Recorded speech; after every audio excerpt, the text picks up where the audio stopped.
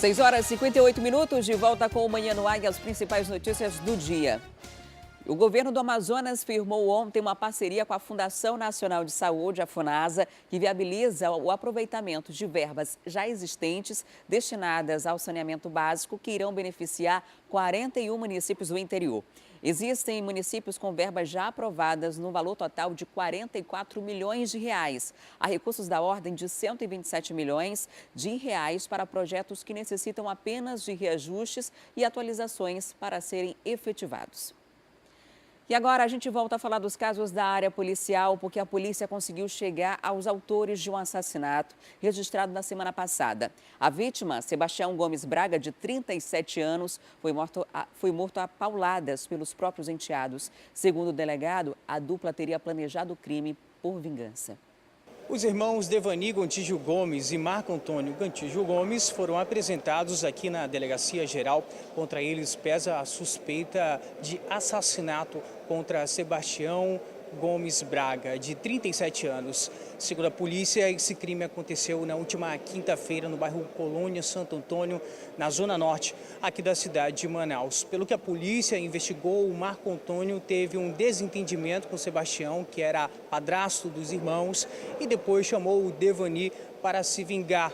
E aí eles levaram uma faca e pedaços de pau e cometeram o crime contra o Sebastião. O delegado Ivo Martins vai dar mais detalhes, é titular do 18º Distrito Integrado de Polícia. Inclusive, houve a denúncia que foi feita lá no 18º DIP no dia que esse crime aconteceu. A partir daí ficou mais fácil, delegado, para conseguir pedir os mandados de prisão preventiva, né? A justiça expediu rapidamente, não é isso? Exatamente, Fred.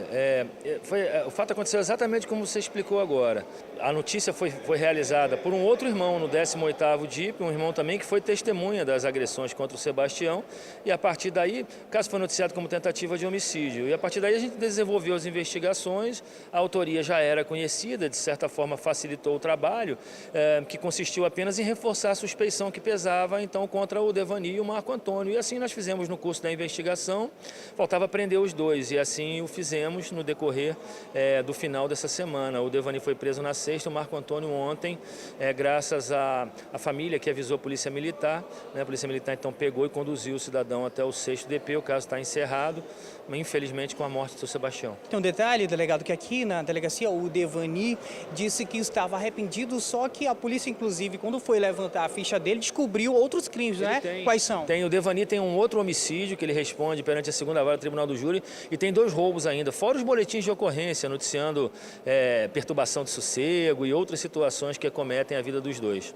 O que vai acontecer com eles a partir de agora, delegado? Eu só vou ouvir o Marco Antônio, como ele foi preso no final de semana, eu vou ouvir o Marco Antônio, o caso já estaria encerrado sem a oitiva dele, mas é importante ouvi-lo, já que ele está preso, vou ouvi-lo e em seguida eles vão ser recolhidos ao centro de detenção provisória. E mais um assalto a ônibus foi registrado na cidade de Manaus ontem à noite, dessa vez na linha 448. E a gente vai conversar ao vivo com o Fred Rocha, que tem mais informações sobre esse caso. Fred, os assaltos assustam cada vez mais, né? Nesse caso aí, quantas pessoas participaram? Adriane, muito bom dia a você, bom dia a todos. 7 bandidos participaram deste assalto à linha 448. Segundo o próprio motorista do coletivo depoimento na delegacia, os bandidos entraram no coletivo no Terminal 1, na Avenida Constantino Neri. E quando esse ônibus chegou na Avenida Max Teixeira, Cidade Nova, Zona Norte da cidade de Manaus, os criminosos então decidiram anunciar o assalto. Enquanto eles recolhiam aquilo que mais gostam, aparelhos celulares, eles obrigaram também o motorista do coletivo a desviar a rota. Só que esses bandidos não contavam que uma vítima fosse reagir a este assalto. Inclusive, durante esta ação de reagir, essa vítima foi atingida com golpes de faca nas mãos. Os criminosos ficaram assustados e decidiram fugir do coletivo ali mesmo na Avenida Max Teixeira. Eles fugiram por uma área de vegetação que tem ali e não levaram a renda do ônibus, apenas os pertences dos passageiros. Diante disto, o próprio motorista foi até o 6º Distrito Integrado de Polícia, onde o caso foi registrado. A vítima, que acabou sendo ferida nas mãos, foi levada para um SPA pela própria Polícia Militar e a gente não tem maiores informações sobre o estado de saúde dela. Vale ressaltar que o mesmo ônibus da linha 448 já tinha sofrido um assalto no último domingo.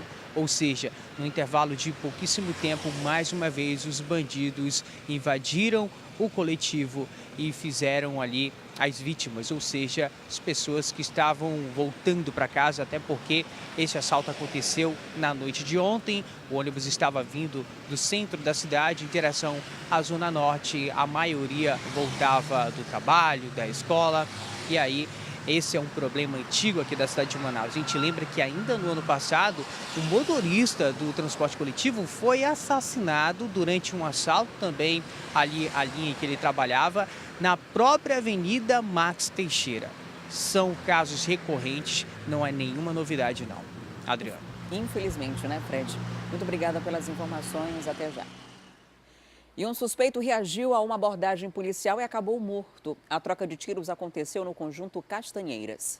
Era por volta de 8h40 da manhã quando a equipe da 4ª SICOM recebeu uma denúncia informando que 2 homens estariam realizando assaltos, arrastões ali pelo conjunto Castanheiras, que eles ainda estariam utilizando armas de fogo.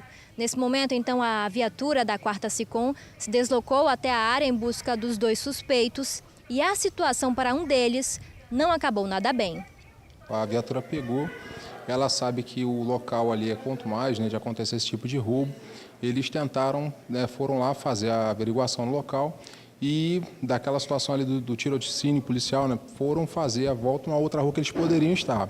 Chegando no outro local, na outra rua, né, que separa ali um trecho de mata, né, eles chegaram ao outro lado quando foram surpreendidos ali, foram recebidos a tiros, né, pelos meliantes. Responderam à injusta agressão, né, vindo a atingir um dos 2, né, sendo que o outro fugiu com o armamento. Com o que foi alvejado, foi encontrado ainda um simulacro, né, de arma de fogo. Ele foi socorrido, foi levado ao João Lúcio, mas não resistiu aí aos ferimentos, né. O homem que acabou morrendo na troca de tiros foi identificado como Ednei Lima de Freitas, de 37 anos. Ele utilizava uma tornozeleira eletrônica e já tinha passagem pela polícia. A arma falsificada que foi encontrada com ele foi encaminhada para o 14º DIP. Preste atenção nessa história. O caso do suposto sequestro de uma criança em Manaus teve uma reviravolta. Além da versão rebatida pelo homem que encontrou a menina de 4 anos, a polícia constatou que havia um mandado de prisão em aberto no nome da mãe da criança por latrocínio. Marinéia Rodrigues da Rocha, de 35 anos, foi apresentada na Delegacia Especializada em Proteção à Criança e ao Adolescente. O crime que ela é suspeita de participar aconteceu em 2013. Ela estava numa festa nessa ocasião e teria se envolvido em uma confusão com um homem, que culminou numa facada. Ela deu uma facada no pescoço desse homem e, em seguida, acabou roubando os pertences dele. Um celular, dinheiro e o relógio. Então, ela foi, ao fim do inquérito policial, a promotora ofertou denúncia por latrocínio. Marinéia tinha procurado a delegacia para registrar o sumiço da filha de apenas 4 anos. Mas quando foi explicar as circunstâncias do desaparecimento, não convenceu a polícia. Assim que entrou aqui, como de praxe, o nome dela foi consultado. Foi aí que os mandados de prisão foram descobertos. A criança apareceu. Ela foi trazida por um desconhecido até a delegacia. Ele contou que a menina estava na companhia da própria mãe na Avenida Torquato Tapajós quando percebeu que Marinéia estava bêbada e xingando bastante a filha. Por isso, decidiu resgatar a criança e entregar à polícia. A versão dele é mais coerente do que a da própria mãe, que alega não ter visto quem pegou a criança. A menina passou por exames para saber se sofreu algum abuso durante o fim de semana que ficou longe da família. Ela já foi entregue ao pai. E a Polícia Civil investiga se um vídeo divulgado nos últimos dias nas redes sociais que mostra um estupro coletivo de uma jovem dentro de um veículo aqui em Manaus. O repórter Fred Rocha tem os detalhes e a gente vai conversar com ele agora ao vivo sobre isso. Fred, já tem a identificação da vítima desse estupro?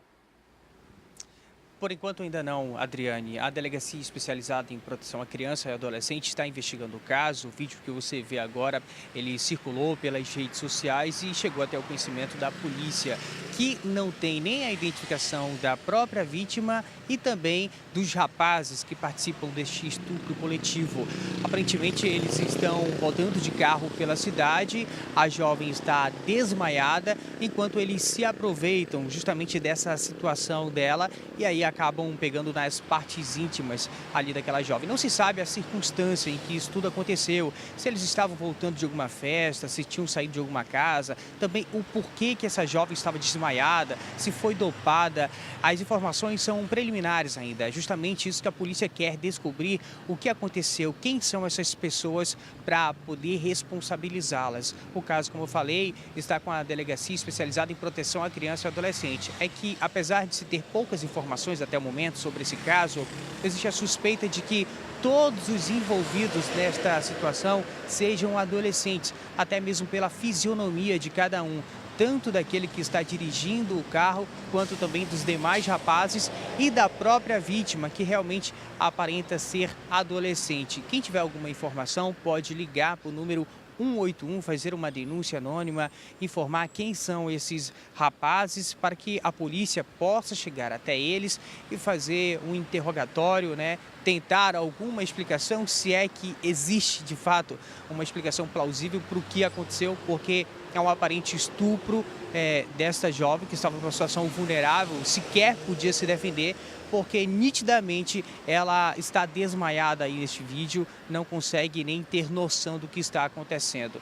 Talvez só depois do que aconteceu, vendo o vídeo, é que ela teve consentimento, ou melhor, conhecimento do que aconteceu, porque na hora é visível que realmente ela estava fora de si e não entendia nada do que estava se passando.